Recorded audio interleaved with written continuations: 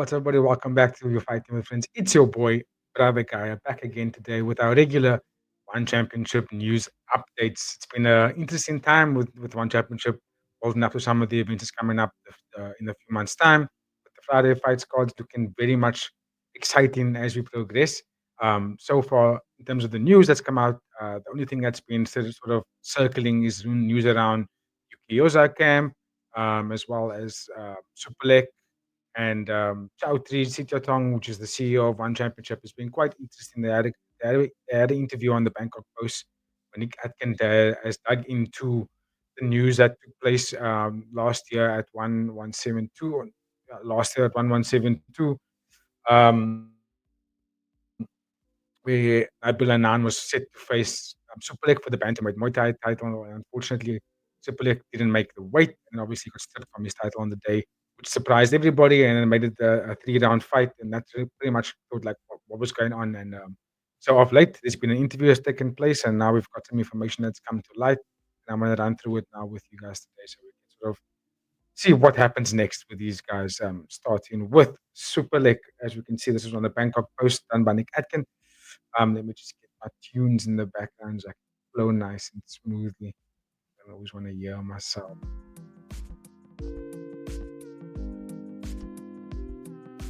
Nice and sweet. Okay, so Superlek denies requesting a three-round fight against Nabil. Very interesting because there seems to be some kind of back and forth, and I can't really get to a definitive answer. I'll give you my thoughts on this once I've gone through the information. So, starting with Superlek, as you know, he got stripped of his bantamweight title when he was set to face Nabil Anane at 1172 in Japan in March, Saitama Arena. Superlek failed to make hydration for the bouts, which subsequently he stepped in from his bantamweight title, which is okay. I think that's like a normal procedure, right? That's supposed to happen. I think if you don't make weight, um, or from the get go in your contract, you could strip from your title, and you need to give up some of your purse to your opponent. As any normal fight, even if it wasn't a title fight, if you don't make weight, you give up. I think around 20% of your purse, something around that number, which I think is quite standard, by the way. So this is what Superlek had to say. Okay, obviously we know the fans left baffled why it was a three-round fight instead of a five-round because Nabil was still eligible to win the title. This is what Superlek had to say. I did not have any problem if it was going to be a five-round. It's going to be 5 rounds because I think normal procedure it would be the person who makes weight. We would go 5 rounds, and then if that person wins, they would get the belt. That is what we are familiar with. Superlek, I told Bangkok Post keywords here is familiar with. I'll come back to that a bit later. But after we had weighed in, and then a bit later on, I got notified it would be a 3-round fight. So I did not know that before the team notified me. So it was so I was like, okay, let's go 3 rounds. So this happened after obviously he didn't make weight. What happened then during this post-press fight conference? Chatri said Superlek's camp had refused to proceed with the bout remaining at 5 rounds. Nabil was visibly frustrated and was talking to CEO Chatri off mic. So that's a very interesting thing there. That indicates that there was an attempt to make this fight stay at 5 rounds from One Championship, and Superlek's camp had refused to proceed with this, which is, again, for me, that's a normal procedure, right? Once the opponent doesn't make weight, once someone doesn't make weight, there usually is no negotiations afterwards to still make the fight happen. Superlek said that he understood why the 21 was angry and was admitted that, here we go. Yes, this is what Superlek had said. Yes, the way that he was upset is absolutely understandable. I totally get that, he said, but I also understand what happened there because when I was notified it was going to be a 3-round fight, I was thinking, oh, why didn't Nabil just ask for 5 rounds? Because I don't really know the process. Now Superlek claims he doesn't understand the process when earlier statement he claims that they are familiar with the procedure of what happens after someone doesn't make weight. So there's a little bit of contradicting statements, right? I finished the weigh-in in the face-off, and then I got notified. This is the update for the fight.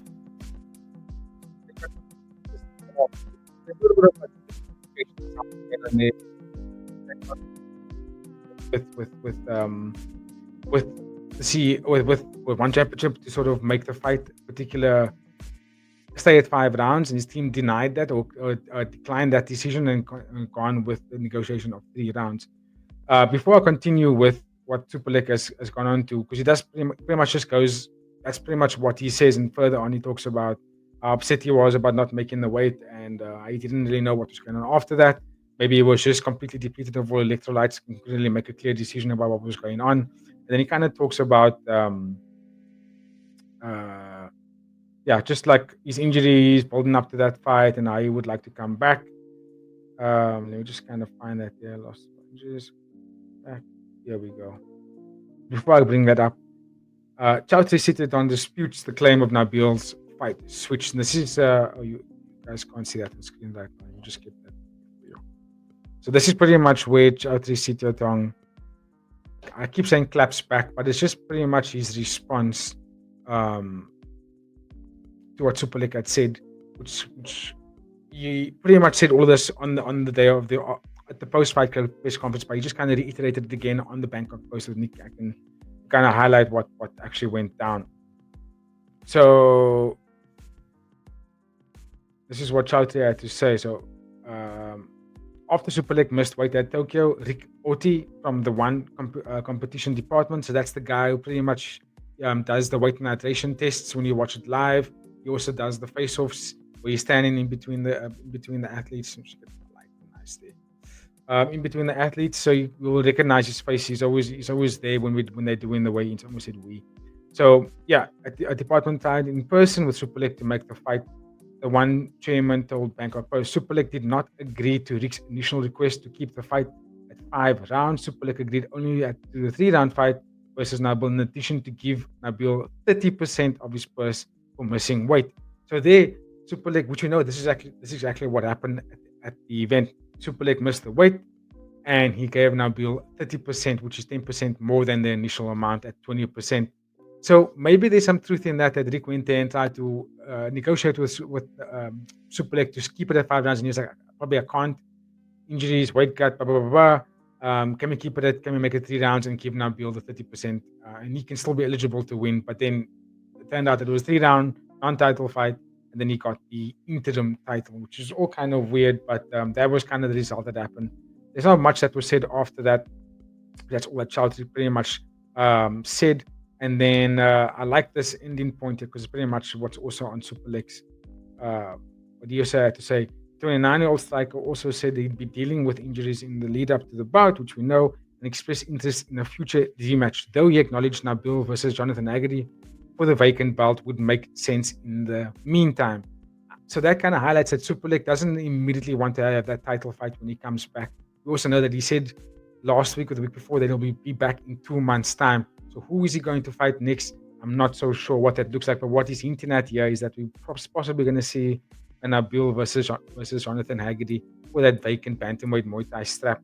I mean, I think that's not a bad fight to make, considering that if I look at the bantamweight Muay Thai rankings, Nabil is now interim champ, Superlek is number 1, and Superlek beat Jonathan Haggerty in 49 seconds. Jonathan Haggerty is at number 2, and Lobo is at number 3. We know Lobo's going to fight against Kulab Dam at one Friday fights 114. So that means Haggerty should have a fight next. There's quite a few opponents that he can be fighting at, depending on which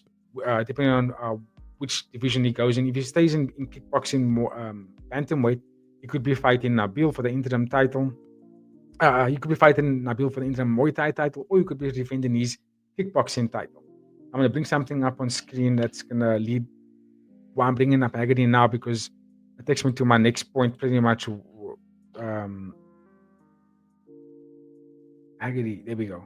Haggerty posted this on his Instagram story, or Instagram. And if you look there on screen, it says, there we go.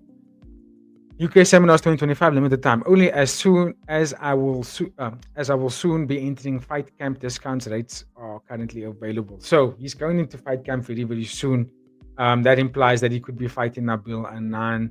If it is going to be Muay Thai, he could be fighting Nabil Anane later in the year.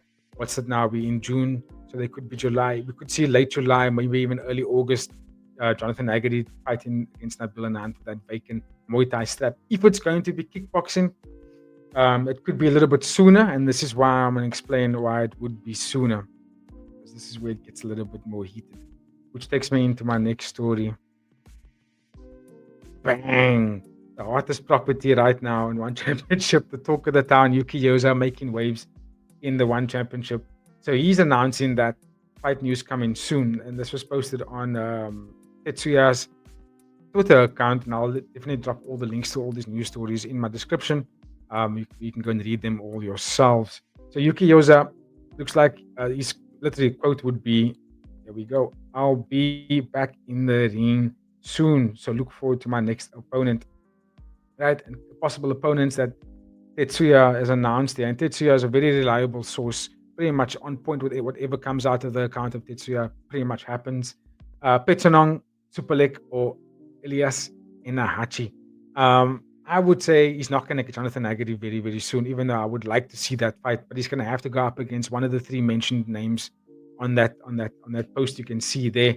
I would love to see him go up against Petronong or even Superlek as his return. Superlek is not the bantamweight champion in terms of kickboxing, and Yuki Yoza is only going to be fighting kickboxing. So it all depends on which weight Superlek comes back in, right? If he comes back as bantamweight, he's probably going to fight against someone like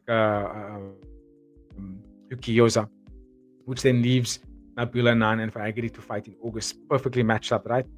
If Superlek comes back in flyweight, then that means Yuki Yoza would probably get either Petron or Elias Inahachi. So I'm going to quickly just go to the rankings, bantamweight rankings for you, so you can kind of see on screen with me which matchups would make the most sense. So this is the bantamweight kickboxing. Where's the bantamweight kickboxing? There we go.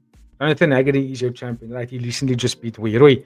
Elias Inahachi is ranked number 2. I'm not sure what's going on there. He missed weight when he was supposed to fight against Petronong, and it's been kind of quiet since then, so I'm not sure what the buzz is over there. Petronong, as always, I think he's in training camp at the moment, so I think that's probably what's going to be the fight next, Petronong versus Yuki Yoza, and I would be super amped for that, right? But then Superlek doesn't have a fight in bantamweight kickboxing, so I think he's probably going to come back at flyweight, which I think is going to be amazing because he is still the flyweight kickboxing champion. He could be taking on probably Takeru Sagawa, which would be amazing. Again, I know Takeru kind of called for that fight, depending on what depending on what weight division he comes back. Takeru did say if he comes back at bantamweight, then he's going to leave that fight for Yuki Yoza, which makes sense. If he comes back at flyweight, there's obviously Takeru and Rodang, but I think Rodang's probably going to stay at flyweight and defend or fight for the vacant Muay Thai title against Nong or Hama. A lot of fantastic matchups that could potentially be happening still in 2025. I look forward to all of them. It's going to be hella exciting. But let me know your thoughts in the comments, ladies and gentlemen, about all that fights that potentially taking place, and who you think is most likely is going to happen, and which one you would like to see. We know that there could be a matchup later in the year with Masaki Noiri taking on Superbon in Japan. So yeah, there's a lot of things that could be taking place over the course of this time. I'm keen on the Jonathan Haggerty versus Nabil, to be honest with you. I think that'll be a fascinating matchup. Again, you want to have more on these stories, I would say just click the links in the description. I'll have them all in there for you, all these articles, as well as a link to Nick Atkins' podcast he did on Monday. We kind of broke a lot of these stories down as well in a little bit more detail. The words are straight from him. He did the interviews, it's all there. But that's my thoughts, ladies and gentlemen, on the updates that's come out so far.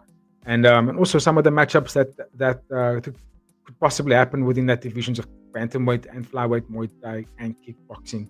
But that is my time, ladies and gentlemen. If you like the video, if you've been this far, don't forget to like, comment, share, and subscribe. Stay tuned for more of our content. I'm going to be doing a preview for One Fight Night 32, which will be taking place this Saturday at 3 a.m. South African time. I'll also be doing a live for that one. And we will be doing a preview for UFC's 316. That will be taking place later this week, as well as a live for that one. So we're doing back-to-back lives this weekend. So stay tuned for that, please, ladies and gentlemen. On that note, enjoy the day, enjoy the evening, wherever you're from. You can catch me on the next one. I'll see you then. Cheers.